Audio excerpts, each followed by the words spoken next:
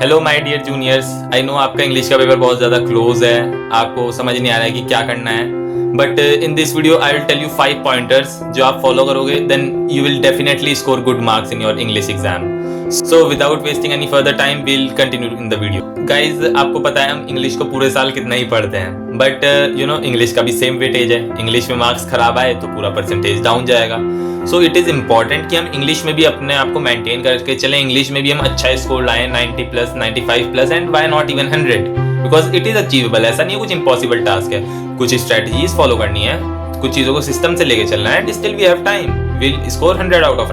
The first thing is literature. So literature portion cover करो guys, because आखिरी में पूरा सेक्शन लिटरेचर वाला ही है। वेदर जो भी आपकी दोनों बुक्स हैं वो कवर करो, वन शॉट देखो, है ना। पूरे वन शॉट सब तो इजीली अवेलेबल है, किसी का भी देख लो। एंड जो भी स्टोरी है, जो आपको चैप्टर थोड़ा डिफिकल्ट लगता है उसका एक अलग से पर्टिकुलर वीडियो देख लो। बट आपको पता होना चाहिए किस स्टोरी में क्या हुआ, किस स्टोरी में कौन से कैरेक्टर्स हैं, एंड उतने से काम बन जाएगा। बिकॉज हम लिख लेते हैं इंग्लिश के पेपर में, हमें कुछ अलग से राइटिंग की जरूरत नहीं है स्पेसिफिकली कि हम कुछ आंसर को याद करने के लिए, है ना। हमें कहानी पता हो, हमें स्टोरी पता है, हम लिख लेंगे। राइटिंग की जरूरत कहाँ है वो मैं आपको बताऊंगा अभी आगे। So literature is important. The second thing is grammar. अपनी ग्रामर को थोड़ा सा इंप्रूव करो। ग्रामर अब थोड़ा सा टाइम बचा है, इसमें कैसे इंप्रूव करेंगे? एआई का हेल्प ले लो कि गिव मी 10 ग्रामर क्वेश्चंस। एक दिन का उतना करोगे कि इसके साथ ये वाला टेंस यूज होता है, उतने से हो जाएगा, है ना। ग्रामर में आपके अननेसेसरी मार्क्स नहीं कटने चाहिए। The third thing is reading comprehension guys. RCY reading comprehension, और आपके लैंग्वेज में अनसीन पैसेज बोलते हैं, वो क्यों इंपॉर्टेंट है? बिकॉज स्टार्टिंग पहले उसी से होनी है पेपर की, और reading comprehension you know weightage तो है ही उसका अच्छा खासा। अगर आप रीडिंग कॉम्प्रिहेंशन अच्छे से नहीं कर पाओगे then it is going to be very difficult for you to score good marks. And sometimes passage कभी कभी ईजी आ जाता है, कभी कभी बहुत डिफिकल्ट आ जाता है। Passage makes the difference. Passage and जो लास्ट में क्वेश्चंस होते हैं वो भी कभी कभी बहुत डिफिकल्ट दे देते हैं कि समझ ही नहीं आ रहा है कि इसमें पूछा क्या है, लिखना क्या है। फिर हम यू नो जो हम सबकी आदत है, हम पूरे चैप्टर की समरी लिख देते हैं कि हमें पता है ये चैप्टर से क्वेश्चन है, ठीक है, तो हम इससे लिख देंगे। बट हमें वो काम नहीं करना है ना।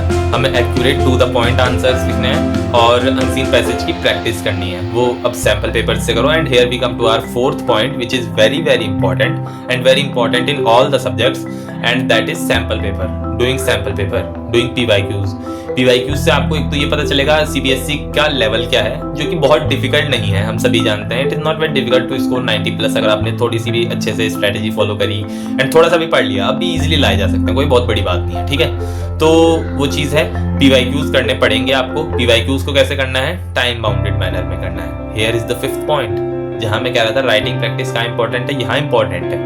पूरा आपने सैंपल पेपर लिया, पूरा एक प्रीवियस ईयर 2024 का आपने लेट से क्वेश्चन पेपर लिया, 3 घंटे का टाइमर लगाओ and attempt the whole question paper. ऐसा मत समझो कि यार इसका अनसीन पैसेज बहुत इजी है, इसके क्वेश्चंस बहुत इजी हैं तो मैं ये कर लूंगा। ऐसा मत करो, ज़्यादा से ज़्यादा लिखने की प्रैक्टिस करो। 3 घंटे में पेपर पूरा करने की कोशिश करो, तभी आपका एग्जाम टाइम में पेपर पूरा होगा। बिकॉज वहाँ पर ना आई डोंट नो, कभी कभी ऐसा होता है कि स्पीड नहीं बन पा रही है, कुछ नहीं हो पा रहा है, किसी रीजन की वजह से हमारा पेपर छूटना नहीं चाहिए। द मेन पॉइंट इज जो ज़्यादा दुख होगा ना वो इस चीज़ का होगा, आता है और छूट गया, 6 नंबर का छूट गया एक क्वेश्चन, फिर क्या करोगे, है ना। 6 नंबर तो सीधा वहीं कट गए। तो पेपर नहीं छूटना चाहिए बिल्कुल भी। अगर 4 पॉइंट्स को एक बार फिर से रिवाइज करूं, द फर्स्ट थिंग इज, अभी क्योंकि 1-2 पॉइंट और बचे हैं, द फर्स्ट थिंग इज अपना लिटरेचर अच्छे से कवर करके चलो। Second is grammar, very important, क्योंकि ग्रामर में भी कुछ टीचर्स यू नो ऐसे होते हैं कि हम तो काटेंगे यार इसका नंबर, एंड अगर आप 100 पर जा रहे होगे, ग्रामर मिस्टेक्स है तो आपको 100 नहीं मिलेंगे, फिर आपको 99 98 कर देंगे। 100 मीन्स परफेक्शन। जो यहाँ पर 100 वाले हैं, जिन्होंने सोच रखा है 100 लाने इंग्लिश में, so they have to take care of grammar also, है ना। वो ग्रामर को निगलेक्ट नहीं कर सकते, बट बाकियों को भी एक डिसेंट लेवल मेंटेन करके चलना है, ठीक है। थर्ड थिंग मैंने बताई आपको, सैम्पल पेपर्स एंड PYQs बहुत ज़्यादा इंपॉर्टेंट है ना। स्पीड बनेगी, एग्जाम पैटर्न का पता चलेगा एंड बहुत सारी चीज़ें आप खुद रियलाइज करोगे कि हाँ जब मैं पेपर दे रहा हूँ तो मेरे को एग्जाम में ईजी लग रहा है, ठीक है। तो मैथ्स के बाद 3 दिन की आपको छुट्टी मिलेगी, फुल डेज 18, 19, 20, 3 दिन में अच्छे से करना है ना।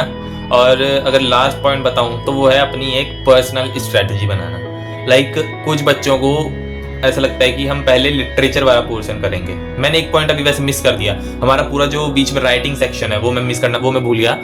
राइटिंग सेक्शन में आपको मतलब बहुत ज़्यादा लिखने की जरूरत नहीं है, प्रैक्टिस करने की उतनी जरूरत नहीं है। 2 क्वेश्चन प्रैक्टिस करो एक चीज़ के, नोटिस है 2 क्वेश्चन प्रैक्टिस करे, फॉर्मेट याद करा, वो 2 क्वेश्चन खुद से मतलब प्रैक्टिस मतलब सही में खुद से होना चाहिए। ऐसा नहीं कि बस देख रहे हो पढ़ रहे हो, खुद से लिखो, दिमाग में सेट हो गया नोटिस का फॉर्मेट, दैट्स इट, एग्जाम में हो जाएगा। कोई बहुत बड़ी चीज नहीं है, नोटिस हो गया, लेटर टू द एडिटर हो गया, एंड दुनिया भर की जो भी चीजें हैं हर चीज के 2 क्वेश्चन, एंड आपको लग रहा है कि आप किसी में वीक हो 3 कर लो, 4 कर लो, एडजस्ट इट, ठीक है, बट 2 से कम में मत जाओ, एक तो कुछ नहीं होता है मतलब, है ना।